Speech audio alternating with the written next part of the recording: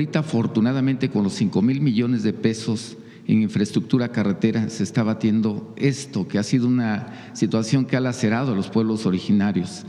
Pero todavía tenemos, a pesar de este avance, todavía hay rezagos en esta materia, Presidenta, y el principal tema es carreteras.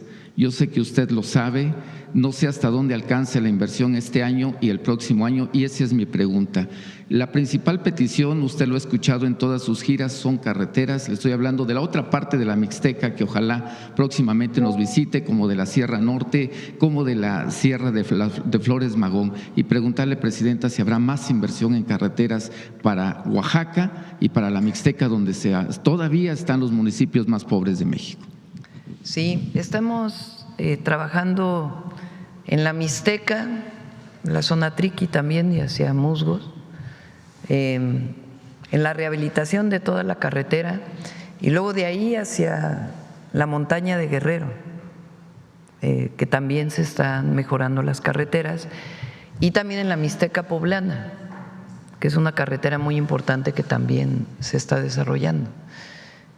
La Mixteca pues es en efecto una de las zonas con mayor pobreza, igual que la montaña de Guerrero en nuestro país, aunque en la encuesta, o más bien el reporte del día de ayer, Chiapas es el estado con mayor número de personas en pobreza.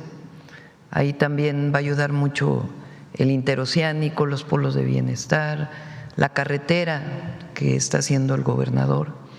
Va a ayudar también mucho. Pero bueno, en este caso en Oaxaca son esas carreteras, es una inversión permanente durante todo el sexenio, no solamente este año, y además los caminos artesanales. Recuerden que este año estamos destinando más de 3,000 millones de pesos para caminos artesanales. Vamos a terminar con algunas cabeceras municipales que habían faltado en Oaxaca, y también ahora hacia poblaciones que no es precisamente la cabecera municipal, en los municipios de Oaxaca, y estamos también atendiendo otras zonas del país. Y en efecto, caminos es un tema muy importante para la reducción de la pobreza. Muchas comunidades siguen haciendo muchas horas para poder transportarse de un lugar a otro, y el pavimentar o de mejor manera un camino artesanal pues cambia por completo la condición de la comunidad. Pueden sacar más fácilmente la cosecha o trasladarse de un lugar a otro para atender sus condiciones de salud o algunas otras necesidades que tenga la comunidad. Mi siguiente pregunta. Bueno, y además en la Mixteca vamos a presentar la próxima semana los avances del Plan Lázaro Cárdenas. Plan Lázaro Cárdenas es Michoacán, Oaxaca, Morelos, Estado de México y Guerrero. Oaxaca dije también, o sea, es Michoacán, Guerrero, Oaxaca, Morelos, una parte de Puebla y Estado de México. Y tenemos polígonos prioritarios. Uno de esos polígonos es justamente la Mixteca en Oaxaca. Ahí ya va a iniciar un programa de mejoramiento de escuelas adicional a la Escuela Es Nuestra. Ya inició un programa de mejoramiento de centros de salud adicional a la Clínica Es Nuestra, y es un programa integral también para apoyo a artesanos y artesanas. Es un programa integral en toda la zona. Plantas de tratamiento de agua, Guajuapan tiene una planta de tratamiento de hace muchísimos años que está abandonada, ya se está interviniendo. Entonces es un programa integral para la zona con planes de justicia. Pues ojalá tengamos se tenga más información de estas plantas de tratamiento, lo necesitan muchos municipios, creo que no solamente de Oaxaca, sino de México.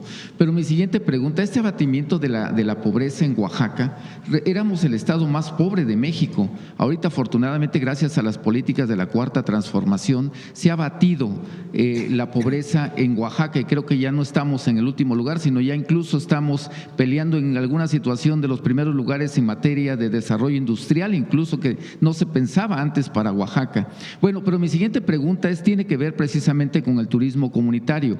Oaxaca, con su encanto de sus pueblos originarios, de sus etnias, de sus templos, de sus pueblos históricos, de las ciudades que están catalogadas como ciudades heroicas, por ejemplo, Guajuapan de León, Tlaxiaco, Juchitán, donde pues, se ha vivido la historia de México, se ha vivido en Oaxaca. Pero, Presidenta, preguntarle, ¿qué pueden hacer los ayuntamientos para tener acceso, las autoridades comunitarias, para tener acceso, además de la certificación, además de esto, no solamente ver el turismo que viene del extranjero, sino ver el turismo interno? Ya no hablemos tanto del turismo incluso nacional, sino del turismo entre comunidades.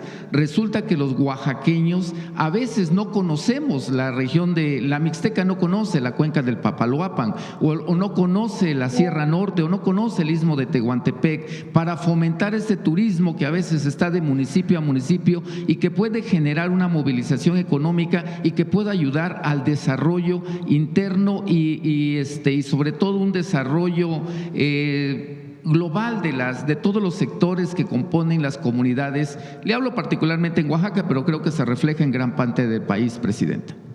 ¿Quieren comentar? Adelante.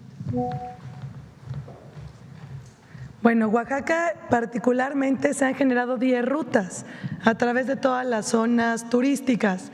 La ruta del café, la ruta del mezcal, la ruta artesanal, la ruta gastronómica, es justo eso, el poder vincular a todos los municipios con vocación turística, entre ellos y que sale de la capital. Acabamos durante la Guelaguetza de inaugurar un tranvía que recorre del Zócalo a los diferentes municipios con estas diferentes rutas que permiten que los propios oaxaqueños conozcan su estado. El decirte que con Oaxaca la presidenta y el gobierno ha hecho una gran conectividad turística. Acabamos de tocar también Huatulco, estamos en grandes proyectos, pero a ver, tienen ya carretera a 2 horas al aeropuerto, a la ciudad. Entonces eso hace que hoy las 10 rutas estén conectadas. Entonces también ya están comercializándose, salen del centro de la ciudad de Oaxaca y que una a los diferentes municipios y regiones. Y te muestra todo lo grandioso, el crisol de las culturas que es Oaxaca.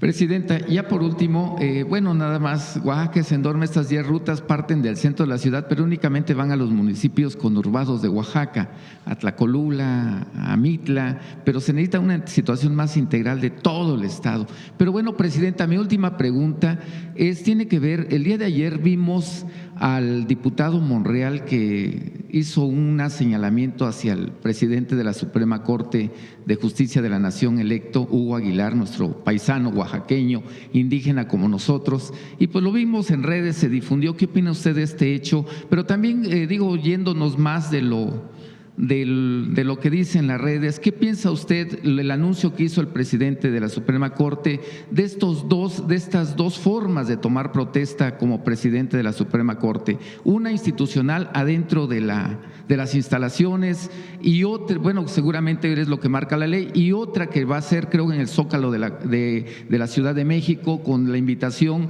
hacia todos los pueblos originarios principalmente, pero hacia todo el pueblo de México, que creo que después de 200 años no habíamos vivido un acercamiento con este Poder Judicial. Lo habíamos vivido con el Ejecutivo, con el Legislativo, pero no con el Poder Judicial. Incluso déjeme darle este tema porque creo que es muy importante. Incluso en ciudades de Europa se habla de México y se habla de la elección del Poder Judicial.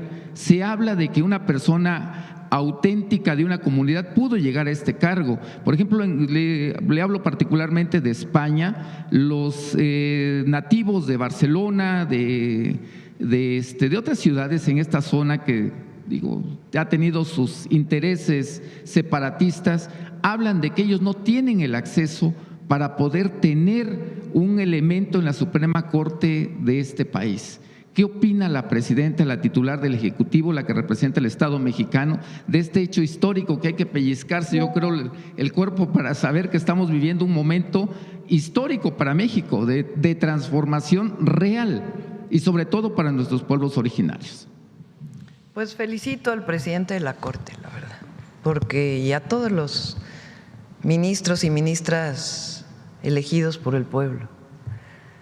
¿Cuándo íbamos a ver a un ministro de la Corte abrir las puertas de la Corte.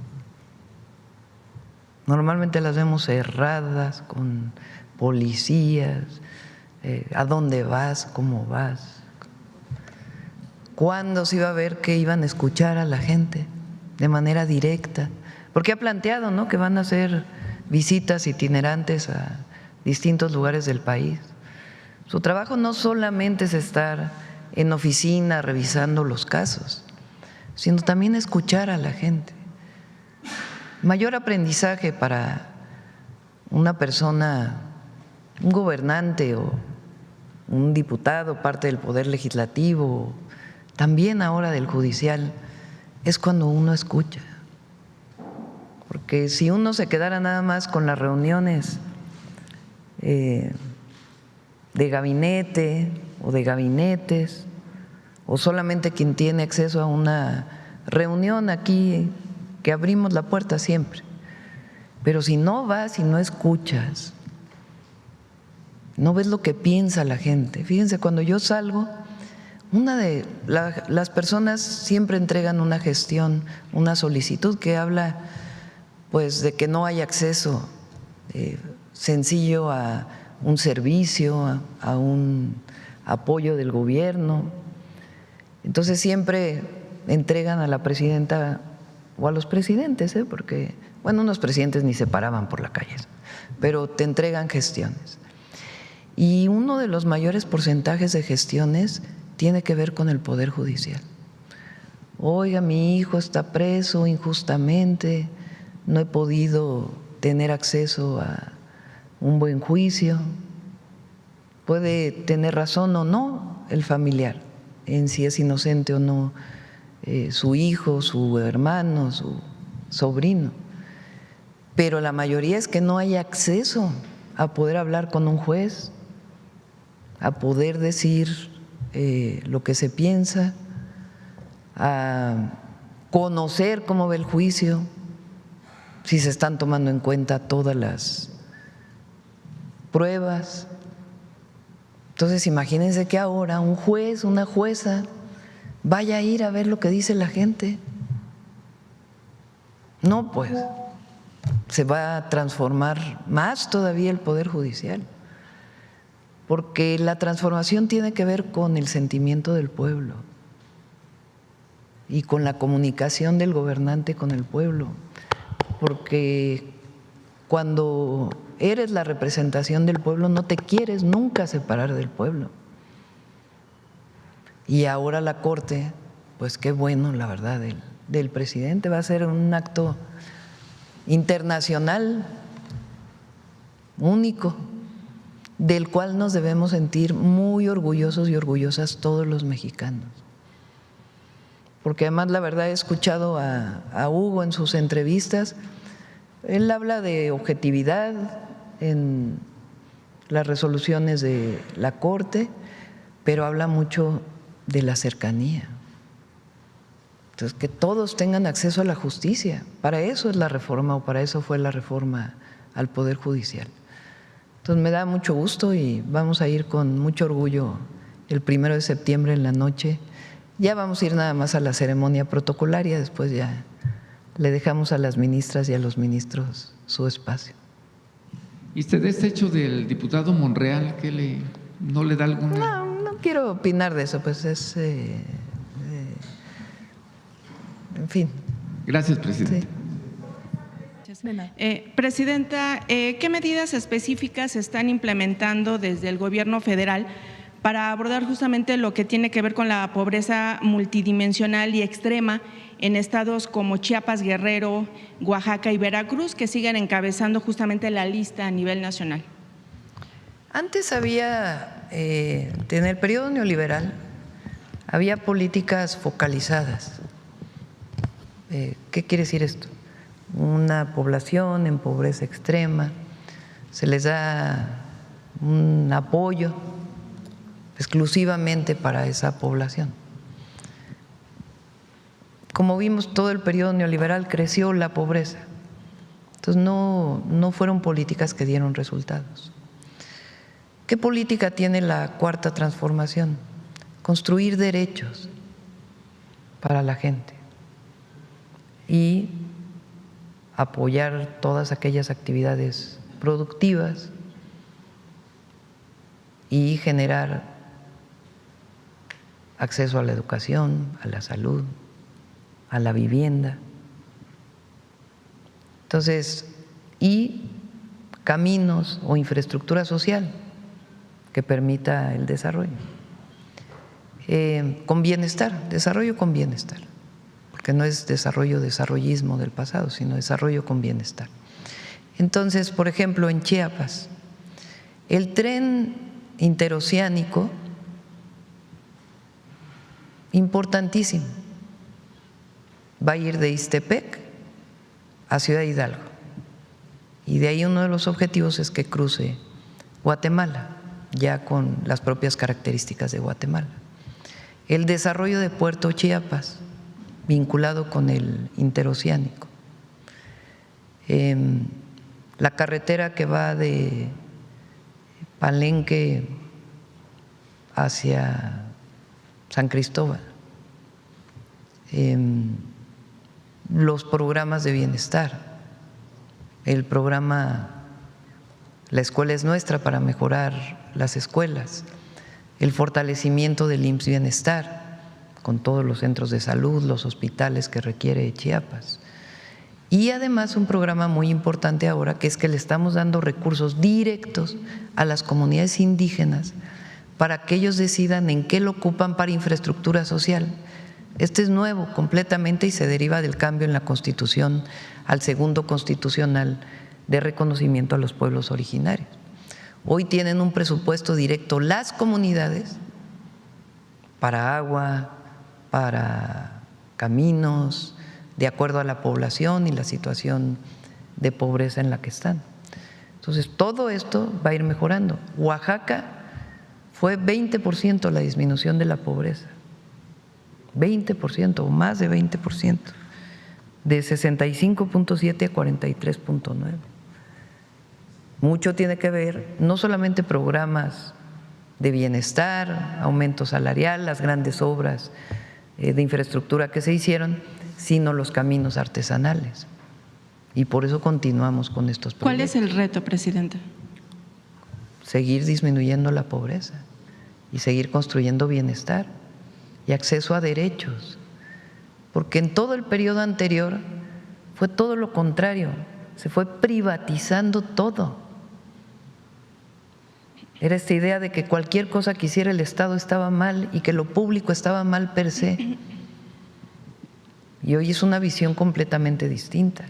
Entonces, en la medida que sigan los programas de bienestar, que aumente la infraestructura social, están los polos de desarrollo, en particular con bienestar, en particular en Tapachula, ahora en Chiapas, y otros proyectos que tiene el propio gobierno del Estado en coordinación con nosotros. Lo que sí es que no vamos a regresar al pasado, eso ya demostró que no funciona, que no da resultados. Bueno, sí da resultados para unos cuantos, pero entonces, no para el pueblo de México. ¿Qué es lo que ha faltado justamente para poder concretar que todos estos programas, todas estas acciones puedan justamente contrarrestar la pobreza? O sea, al final del día pues es que cambió por completo el modelo. O sea, 36 años de neoliberalismo, 36 años de neoliberalismo. Y en 6 años se logró cambiar la tendencia. Es una hazaña, de manera pacífica y en medio de una pandemia. Entonces, lo que se demuestra es que el modelo funciona, que claro que hay que avanzar más todavía. Pues no es nada más consolidar lo que había y punto, sino avanzar. Y por eso los 100 puntos que planteamos y el trabajo cotidiano que estamos haciendo. Pero tenemos algo en mente que antes no se tenía, que es por el bien de todos, primero los pobres. En muy pocas palabras se dice la esencia del modelo del humanismo mexicano. Eso no va a cambiar, no va a cambiar. Si se apoya al que menos tiene, a todo México le va mejor, disminuye la pobreza y la desigualdad, hay mayor distribución. Sí, gracias, Presidenta Duarte de Sonora Power. Evidentemente el modelo, como usted lo manifiesta, funciona y funciona muy bien. La disminución, hay distintas conclusiones, ¿no?, de este estudio que presenta el INEGI. El mismo INEGI dice que la pobreza multidimensional reduce en 13.400.000 personas, pero hay otro resultado por ahí que me parece muy notable, que la pobreza económica se reduce en 17 millones de personas. Creo que es un tema muy interesante, ¿no? Mire, en el caso de Sonora, déjeme decirle, así como mi compañero de Oaxaca, presume sus datos, pues yo también quiero hablar de los míos. Y en este caso es bien interesante porque en Sonora se redujo en un 50% la pobreza. Tenemos una incidencia a la baja de 450.000 personas que dejaron esta condición. Había 900.000 personas. Es bien común que la gente piensa que en el norte y en Sonora en particular pues somos ricos y cosas así. Y no es cierto, hay mucha marginación, había mucha marginación y problemas. 59.000 personas dejaron la situación de pobreza extrema. Nosotros interpretamos, que esto es una mezcla de resultados. Por una parte, la política económica, la política de mejora en los salarios que impulsa el gobierno federal, los programas de bienestar, por supuesto, lo que tiene que ver con los planes de justicia, que ustedes han sido muy pródigos con Sonora en este caso particular, puesto que teníamos muchos casos de injusticias con los pueblos originarios, también en regiones particulares como Cananea, el tema que tiene que ver también con el impacto que tiene el Plan Sonora, y lo que es el desarrollo industrial, la llegada de inversiones a nuestro estado. Me gustaría mucho, Presidenta, y es parte de la pregunta que le quiero plantear, pues una reflexión sobre lo que ha venido ocurriendo justamente en este caso particular, que creo que es un caso muy notorio de éxito, el que tenemos en Sonora. Sí, y también el apoyo a la frontera. Recuerden que la frontera norte y sur, las dos fronteras, tienen apoyos especiales. El IVA se cobra la mitad, la gasolina es todavía más económica y hay facilidades además para la inversión. Entonces, todo ello también contribuyó en el caso de Sonora, además de las grandes obras que se están haciendo y el buen trabajo del gobernador. Sí, Presidenta. En este caso, obviamente, pues la expectativa que tenemos es que esto continúe. Quedan 450.000 personas todavía, que representa más o menos el 15% de la población, creo que el 14.79% para ser exactos de la población. Evidentemente toma mucho trabajo todavía sacar a este volumen de población de la pobreza, pero pues la expectativa que tenemos en Sonora es que esto siga adelante.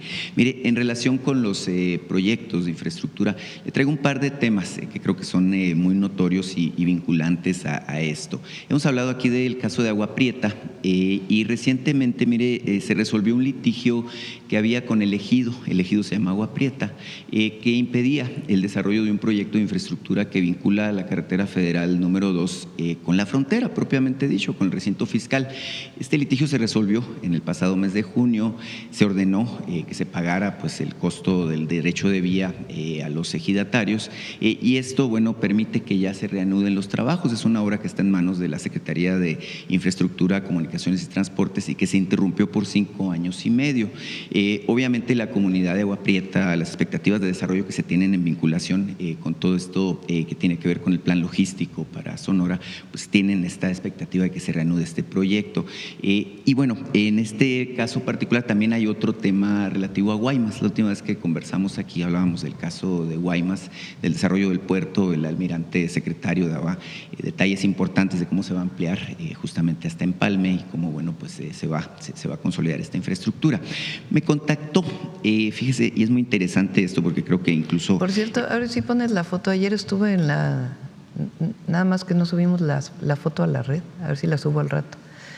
Estuvo el gobernador de Sonora, el gobernador de Durango y el gobernador de Coahuila con las asociaciones ganaderas, porque estamos trabajando con ellos por el tema del cierre de la frontera en diversas opciones. Entonces, nada más pon la foto a ver si, porque ahí estuvimos.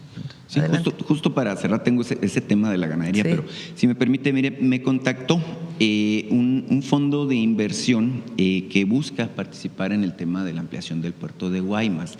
Es un fondo canadiense, incluso de este asunto pues está enterado, tengo entendido, el embajador Cameron Mackay de Canadá, en un tema en donde ellos, bueno, lo que plantean es la posibilidad de participar como inversionista. Es un fondo de inversión privado que tiene más de 600 mil millones de dólares en sus distintos fondos o mecanismos de inversión y que tiene que ver con el Consejo de Negocios de Arizona y justamente con una empresa canadiense totalmente que se llama Logistec, que son especializados justamente en la gestión de proyectos de infraestructura portuaria.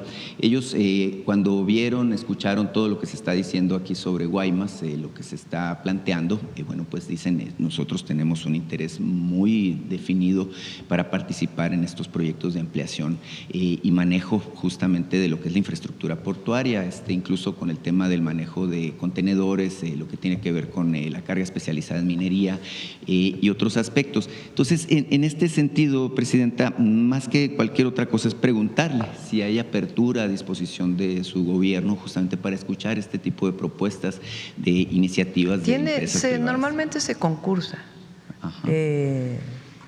la participación privada en los puertos, a menos que sea una ampliación de alguien que ya tiene. Entonces, es la Secretaría de Marina quien atiende esto. Entonces, le pasamos el dato al secretario de Marina. Sí, cómo no. Tengo toda la información. En todo caso, si gustan contactarme, pues yo ahí les puedo. estamos ayer, el equipo. Nomás había una mujer, apenas me estoy dando cuenta, en la reunión. Pero estamos viendo cómo apoyamos en distintas opciones para resolver el tema. Esperamos de todas maneras que habrá pronto. Hay mucha comunicación entre el secretario Verdeguer y la secretaria de Agricultura de Estados Unidos, pero son buenos proyectos para estos 3 estados adicionales.